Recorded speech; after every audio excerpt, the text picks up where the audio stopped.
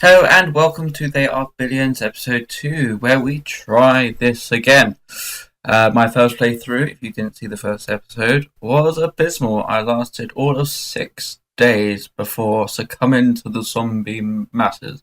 I didn't even make it to wave 1 because I sucked. That's all that is to say about it.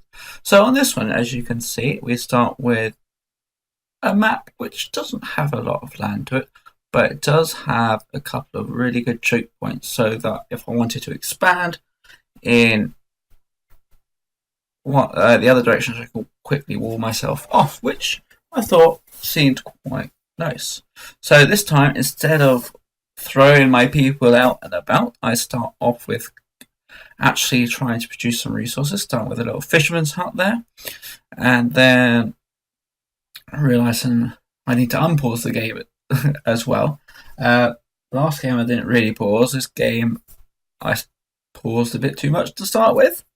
Then ended up not pausing enough later on, and you'll see why. But just trying to keep that pause balance so I can plan rather than just do all the time with that ticking. So we've got a couple of quite nice choke points, but the thing about these choke points is that they don't offer me a lot of land to build into. So I'm trying to expand as safely as possible this time, rather than leaving it all to the last minute. Well, not last minute, that's why I went as far as possible, as quickly as possible, and then paid the consequences for not doing anything else.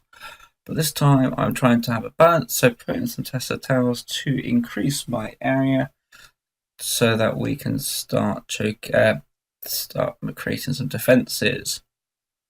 So I've got my people stationed in a place where they can actually see zombies coming, so that one guy doesn't just sneak past us and wipe out our whole colony, which happened last time. I've learned from my mistakes.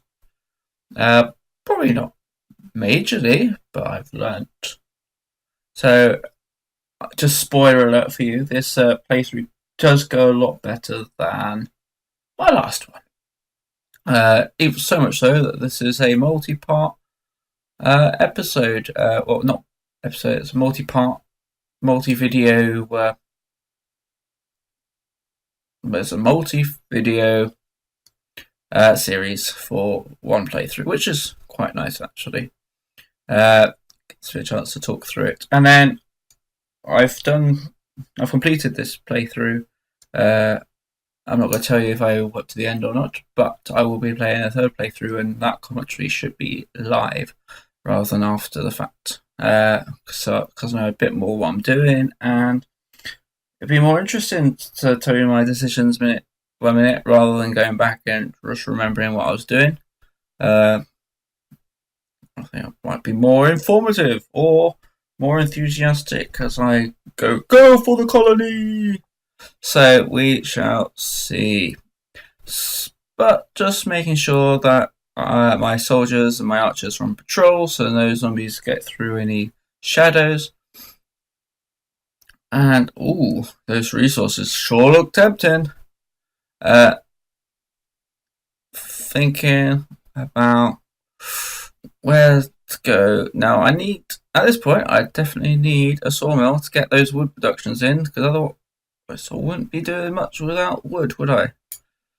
No jokes about wood, please. We are past that.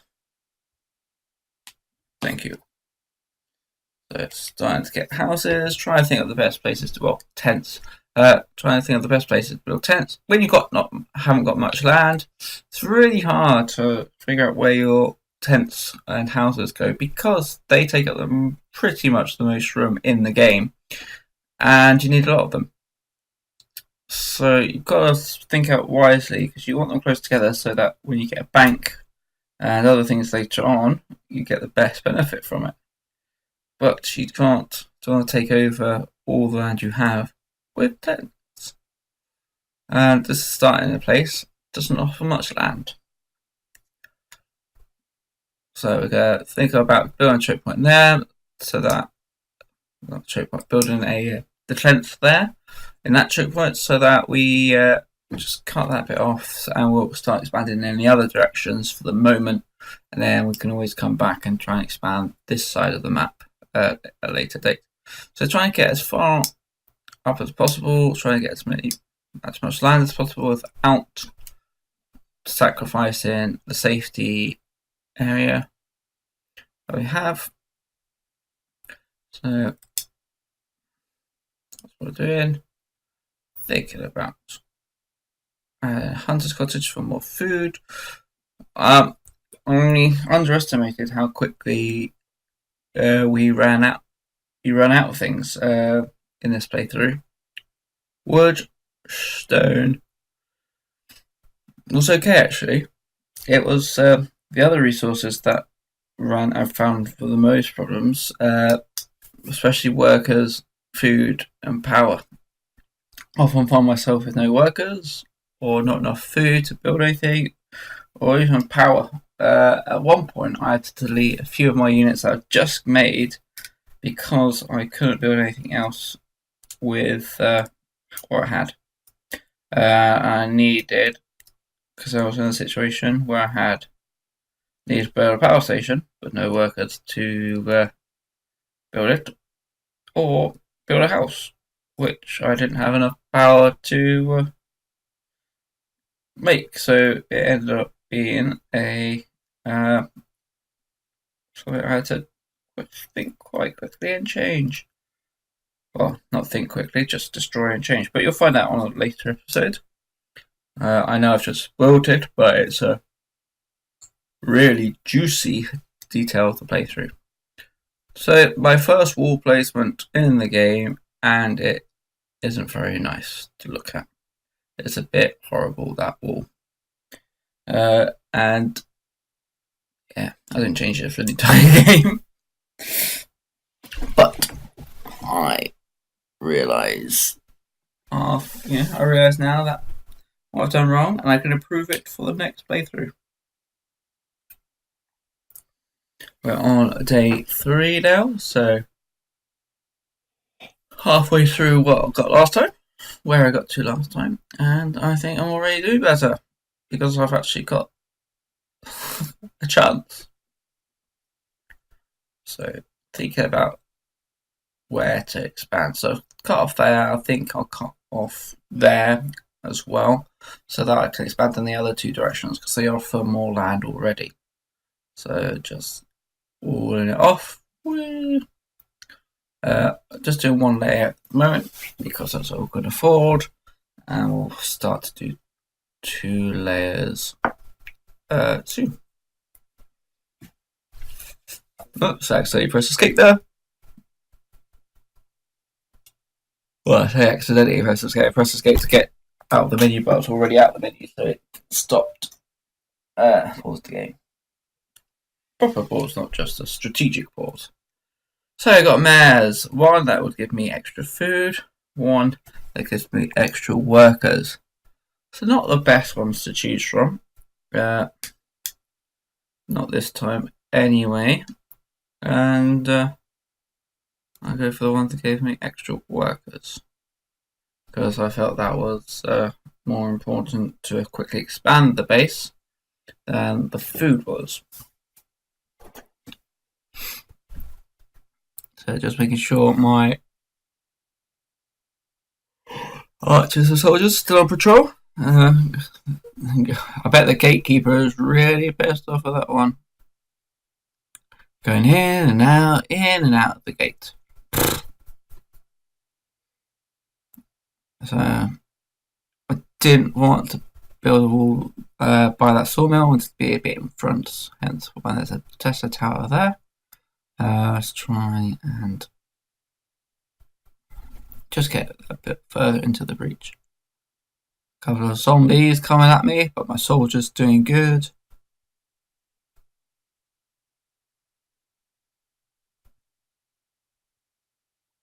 Now what to build? Running low on food there, so I need some. I think to build fisherman's hut. hunter's cottage, or I'm waiting for. Ooh, I was waiting for a quarry to get some stone production going. Go on, find the corner. Oh, find the corner gives you the most. There, no. I think we found it. Don't stop it, Luke. Go back. And there we go. Get the most stone. 5 stone.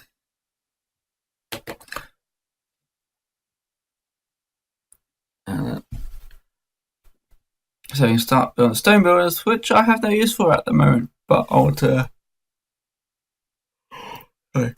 Sorry, I would want to build up a stockpile for when I need those stone buildings. Trying to add in another building to give us some food, and we are deciding that there's a good place to put a fish building because it gets you the most food and doesn't interfere with anything else. But it means our lines have to be extended to get the wall in that I wanted. So we are then going to go and build a wall a little bit further out, in the way of that archer patrol, but it'll be okay. She will survive it, and she'll walk around it. I did discover that we have a city there, which is excellent. In that corner, but we haven't found it out yet. So spoiler alert: there's a city in that top left-hand corner, right outside the gates. Yeah, we're just sort of now getting to the point. We're on day 5. I don't think we're due wave like imminently, but I want to have some sort of defense for when a wave does come, so that we've got at least something to defend us if it's not the best. But paying a hunter's cottage for a bit more food. But yeah, another one there for a bit more food. But yeah, we definitely want some form of defense for the first horde. I think it's just the worst thing. If anything, it just slows them down a bit. Add some more workers as we want some more money. That's the thing about playing the tents. The workers give you money, and they give you money, and that's apart from being valuable and being used in your buildings. The other thing that workers are good for are giving you extra money. So you want lots of workers, and then but then you have to feed them. So it's that. Do you want more money, or do you have to build farms? But at the end of the day, you need workers because almost every building, I think every builder does need workers in some form or the other. So it's vital that you keep building your colony up with people. Running low on power, so we've got a mill there, and here you go. There's the city. Look how close it is to our base. So I won't be expanding out that way. Get quick, grab some free resources. Run, archer lady, run. Yeah, you don't need to keep walking. You've got a wall now tied behind. We'll know if they start attacking it because it'll pop up in the bottom left-hand corner in the map. Big red square goes, "You are under attack." Oh, thanks. Thanks for noticing. So we are going to move him inside as well, and her inside, and her inside our defences. And we are going to go and produce a soldier centre. I know, late in the day for producing a soldier centre, but better late than never. So we can start creating scouts, archers, to start doing some map clearing. once that's been built.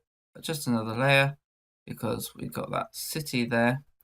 The city is going to be dangerous to us, so that's why that area is getting the first double layer, because what happens in the game is that cities are all infected. They have a big sizable population, and it takes a lot of time to cull them out, to kill them all, and you do get waves from them as well. So especially as we're so close, it's best to bolster up this side of the defense first. So that's why we're going for the double layer here, and you can see there's already some trickling into us after we've uncovered that city. So that was the first big main reason that one became our first dual layered wall. Just waiting for the soldiers to be built, and we can build some scouts and start scouting the area. Start clearing some zombies because we're rapidly running out of space to build, and that is going to be difficult. So yeah, we need to expand quickly, but we do have everything ready to survive the first wave, apart from extra soldiers, archers in this case, which we're starting to build now.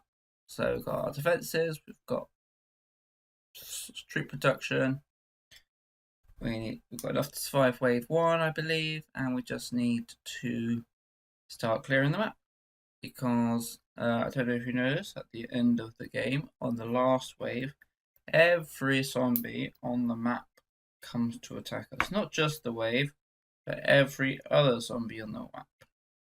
And that will cause us a headache, especially if we haven't cleared anything, especially with that city there as well. So yeah, watch out for that. Always go map clearing.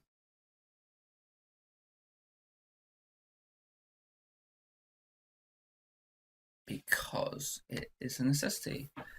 Here I go, trying to find nearest choke point so that we can expand out that way. Risky expansion, just don't mind this whole middle bit, just go to the edges and wall that in. And that's what I do actually. I thought if I wall the edges in, no new zombies can get in, and we'll just clear the zombies out that are already in. That, what could be wrong with that? Unless there's a city or a massive horde. Really struggling for space here, as you can see, trying to find any inch of space to put anything. So I don't want to put anything outside the walls yet, because we don't know where that wave is coming. That wave 1 is going to come from, and we really haven't got anything to defend it in case it does. So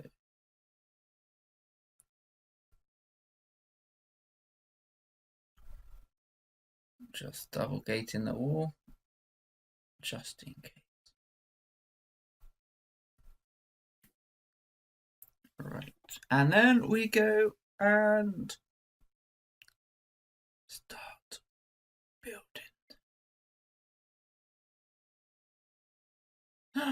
Oh gosh, I just built another gate. Oh, the humanity of the situation. So yeah, just double wall in, just to make sure that we are zombie proof before we expand. So just making sure we have double walls wherever we go, as a fallback spot in case we get overrun when we come to build in our new area. So have a look up here. That looks like a nice little point on the map which we can defend. Excellent. Bit of warning about zombies coming, but we've dealt with them. So that we can get between those trees. Perfect little defense point there. No, it all doesn't need to be big. Brilliant. But we need to build our Tesla towers out. So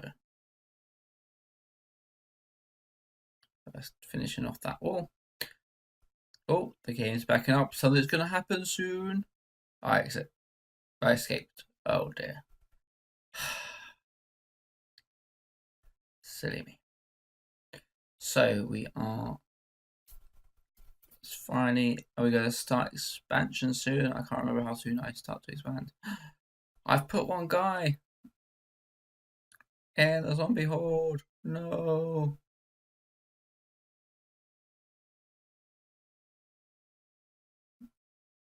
Oh, best buds now. I got my elite zombie clearing squad of 4. Oh boy. There's a lot of zombies there. Run away! Run away! Not too far away. A little bit away. Can we take anyone else? No, move over there because that corner is being attacked. And we want it to not be attacked. We want to keep it in keeping. Repair the bits of walls that we need repairing. And kill those zombies. So I'm still very much debating whether I should clear first or place walls. And if I need to clear, how much do I need to clear? Right, got another horde there. We didn't start out very nicely with the horde, I don't think. They're all very close. Or I've just gone in the wrong direction. I should have gone in the other directions for expansion, but alas, I made my bed and I must lie in it, as they say. So my defenses are sort of done. Well, I say defenses, my walls are up to prolong the attack, just to get a bit of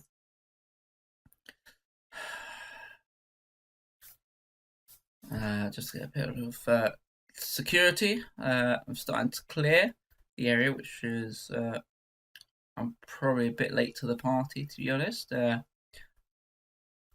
should have started clearing a while ago, but this is my second ever playthrough, and you saw how terribly my first one went. I wanted to make sure we had some defenses and stuff in place before I did any clearing or getting rid of zombies, because I wanted to be safe. And considering I died on day 6 and we're now on day 10, I survived almost double the amount of time, which I say is a win on this one. Never going to say I'm going to be excellent at this game, but I'm going to try and learn from the mistakes I made and see if I can get better each time. Probably won't happen, because if I roll a bad map, then it just might end up being dust very shortly. But this is the beginning of a master playthrough where we get to finish straight away up on round 2. Yes, have hope, my friends. Have hope we get there. Because it would be spoilerific if I said we didn't. And we did. Or did we? Dun dun dun! Who knows? Who knows? So, right, we come to day 10 and we start expansion. Look at that Tesla tower going in. It's going to reinvigorate our colony as we get the space to put anything in, because we are really at maximum capacity at the moment with what we can build in our colony. So expansion is the only thing we can really do. Bold strategy of putting a sawmill in outside of our walls. Yes, I did that because that is what we needed. But anytime, that is the end of the video for today. This playthrough will be to be continued. So I'll see you on the next time. Goodbye.